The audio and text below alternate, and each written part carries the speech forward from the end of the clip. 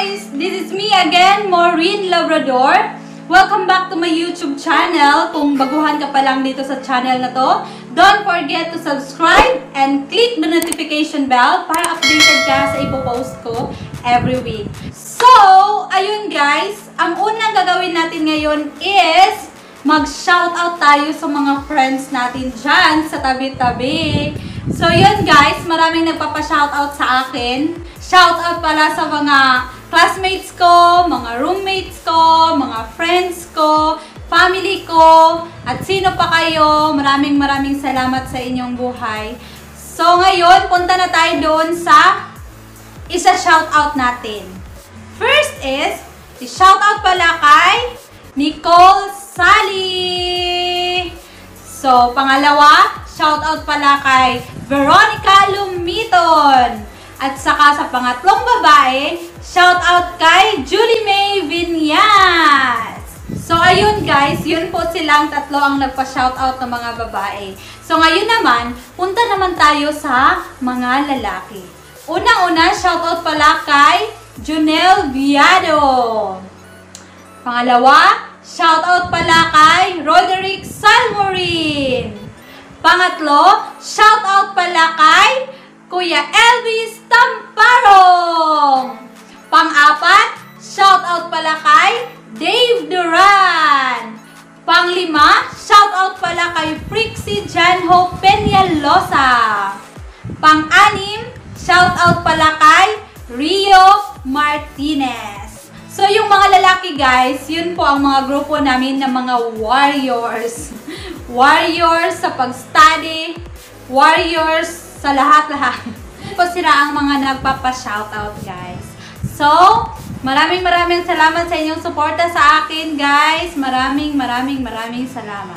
Ngayon guys, ang iba-vlog ko naman is magluluto tayo ng mga gulay na nasa paligid lamang at saka napakasustansya guys.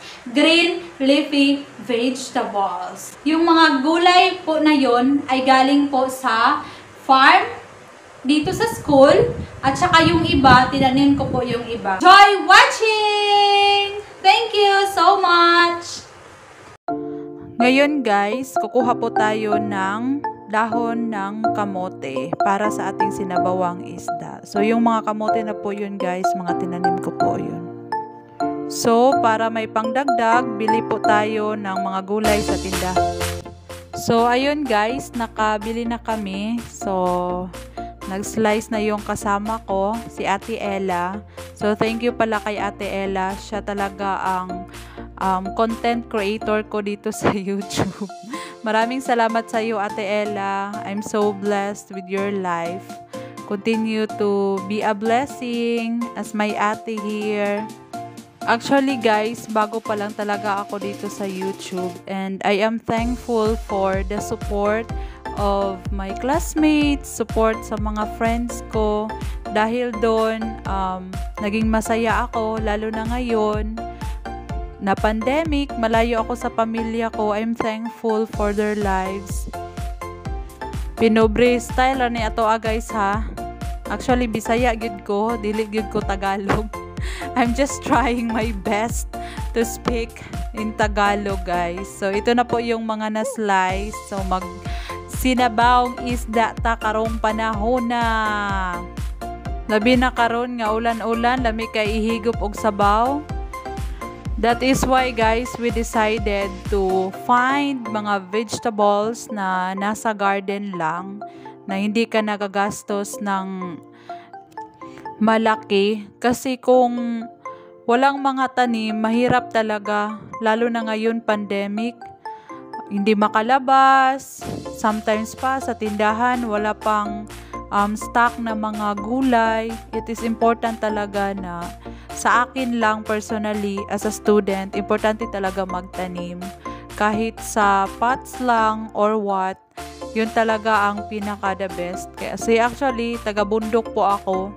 So, alam ko at saka sanay na ako sa kahirapan, sanay na ako sa mga ganitong bagay.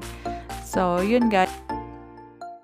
Sa mga nagpa-shoutout dyan, Shout out sa inyo. Sa mga nakalimutan ko na i-shout out, pasensya na. So sa next vlog ko na lang kayo i-shout out, guys.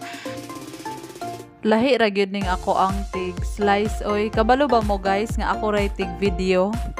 Siya ang tig slice. Ito po kasi yung idea na sa vlogging kailangan talaga may tagahawak, kaso wala man akong kasama na tagahawak, so siya ang naga-slice. Support talaga siya na i-post ko to sa YouTube. Salamat talaga, Ate Ella, I love you.